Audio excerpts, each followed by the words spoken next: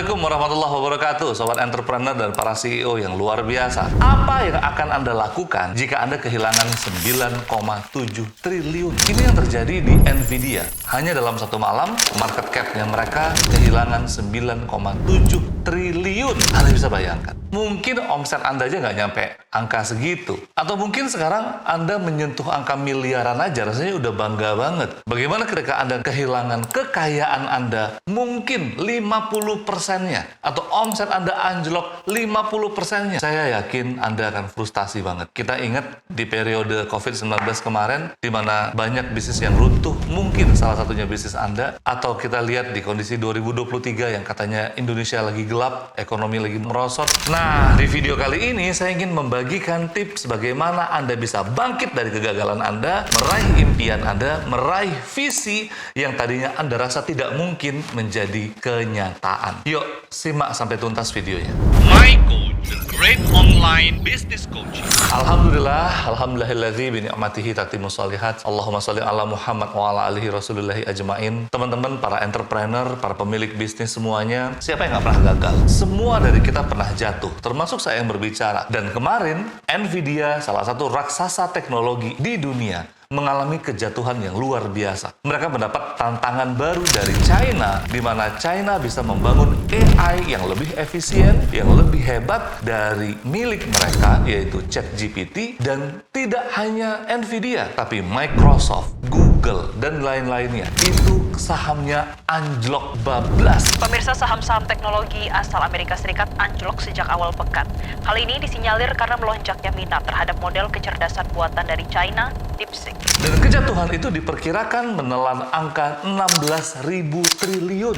Wow, itu berapa kali APBN Indonesia? Nggak nunggu waktu lama lagi, CEO Nvidia, Jensen Huang, langsung meeting dengan Presiden Amerika yang baru, Donald Trump. Mereka membahas serangan apa yang harus dilakukan, mengingat China itu bisa memukul telak industri teknologi mereka. Kok rasanya mirip ya dengan bisnis yang Anda rasakan saat ini? Turun tapi pasti. Atau mungkin omset Anda hilang setengahnya. Atau mungkin bisnis yang sudah banyak cabangnya tadi perlahan satu persatu mulai rontok dan mulai kehilangan kekuatannya. Nah, di video ini saya ingin membahas setidaknya 3 tips bagaimana Anda bisa bangkit dari keterpurukan.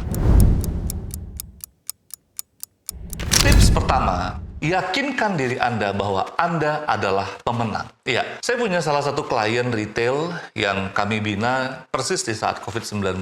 Omsetnya kala itu dari 1 miliar jatuh tinggal 300 juta. Bayangin ya, dia jualan retail, omset sebulan 1 miliar, itu anjlok jadi 300 juta, dan bisnisnya terancam bangkrut. Sebagai profesional coach, yang saya lakukan itu nggak cukup dengan menyemangati atau memberikan strategi-strategi ampuh, karena ketika itu memang lagi COVID-19.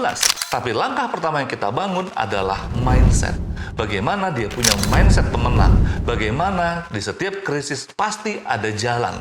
Mindset itu yang dulu ditanamkan ke dalam pikiran klien saya ini, bahwa dia yakin seyakin-yakinnya dia bisa comeback meski COVID melanda. Dan ternyata, wow, hanya dalam waktu 1 tahun saja omsetnya naik 3 kali lipat. Dan dalam jarak waktu 2 tahun, masih dalam COVID atau pasca COVID, seingat saya itu omsetnya sudah naik 5 kali lipatnya. Per hari ini omsetnya sudah naik 10 kali lipat. Apa rahasianya, coach? Iya, lagi-lagi mindset yang saya katakan di awal tadi. Boleh orang meragukan diri Anda, boleh situasi menerpa habis bisnis Anda, tapi jangan sampai Anda meragukan diri Anda sendiri. Selalu katakan kepada diri Anda, camkan dalam diri Anda bahwa Anda seorang pemenang, bukan pecundang, seburuk apapun situasi itu. Nah, ketika kepercayaan diri sudah mulai balik, baru kita masuk ke langkah yang kedua.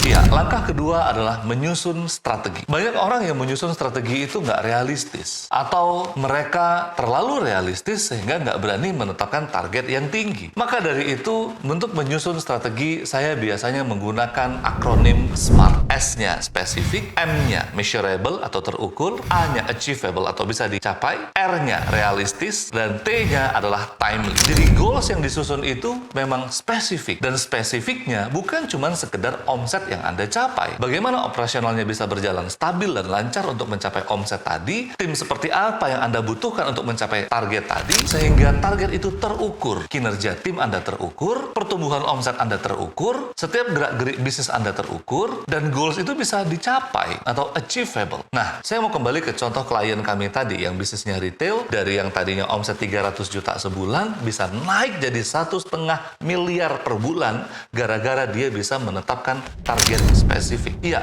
dia menetapkan target spesifik, saya mau omset naik, bertumbuh 10% setiap bulan.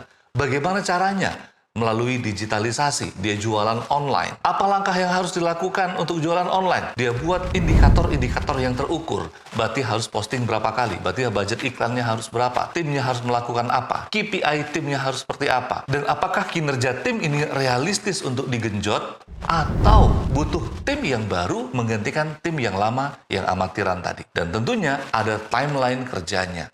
Nah, ini yang membuat alhamdulillahnya klien-klien kami mampu bertumbuh berkali-kali lipat. Meski katanya 2023 gelap, wah sekarang terjadi deflasi, wah sekarang situasinya sulit. Alhamdulillah dengan pendampingan yang kami lakukan sejauh ini, para klien kami bisa bertumbuh signifikan meski di situasi yang sulit. Nah, sekarang coba Anda praktekin membuat goals berdasarkan akronim SMART tadi. Jika Anda butuh bantuan dan support dari kami, Anda bisa hubungi nomor official saya di 0813 717 90331. Mudah-mudahan saya bisa membantu Anda keluar dari situasi yang krisis ini menuju impian besar yang Anda cita-citakan. Amin ya rabbal alamin.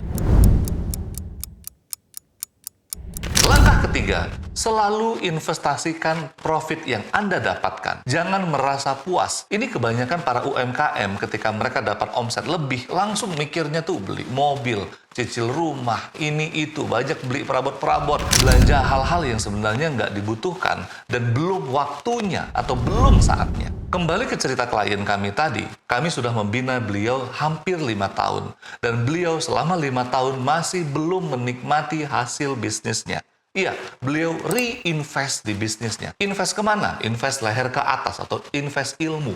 Kemudian beliau rekrut tim-tim profesional. Tim profesionalnya tadi disekolahin lagi. Beliau invest yang paling mahal yaitu sistem, tim, brand, dan beberapa aset fisik. Nih, kesaksian dari klien saya, dia bilang, masa gue punya omset miliaran, mobilnya masih jelek, rumahnya masih gitu-gitu aja. Nah, karena dia ngikutin saran saya yang nomor 3 ini, dia tetap fokus invest di bisnisnya. Akhirnya apa? Bisnisnya bertumbuh berpuluh-puluh kali lipat. Tentu ini butuh komitmen yang kuat dan butuh mindset yang kuat. Karena kalau mindsetnya nggak kuat, ngelihat omset miliaran, ngelihat untung ratusan juta tiap bulan, udah kalap tuh. Saya yakin Jensen Huang dan tim Nvidia serta para raksasa teknologi Amerika saat ini sedang menyusun serangan balik bagaimana bisa mendominasi pasar, bagaimana bisa menang kembali, merebut pasar yang digerus oleh DeepSeek. Ya, AI buatan Cina yang kita ceritakan di awal tadi. Ya, begitulah pasang surutnya bisnis. Kadang kita di atas, kadang kita di bawah. Apalagi di era yang penuh ketidakpastian ini, selalu muncul kompetitor-kompetitor yang tidak kita sangka-sangka. Pertanyaannya, siapkah Anda bersaing? Dan pertanyaan yang paling penting adalah, apakah mental Anda sekedar bertahan atau mental untuk menang? Yuk, jawab pertanyaannya di kolom komentar, kita diskusi ya. Sampai jumpa di video berikutnya. Assalamualaikum warahmatullahi wabarakatuh.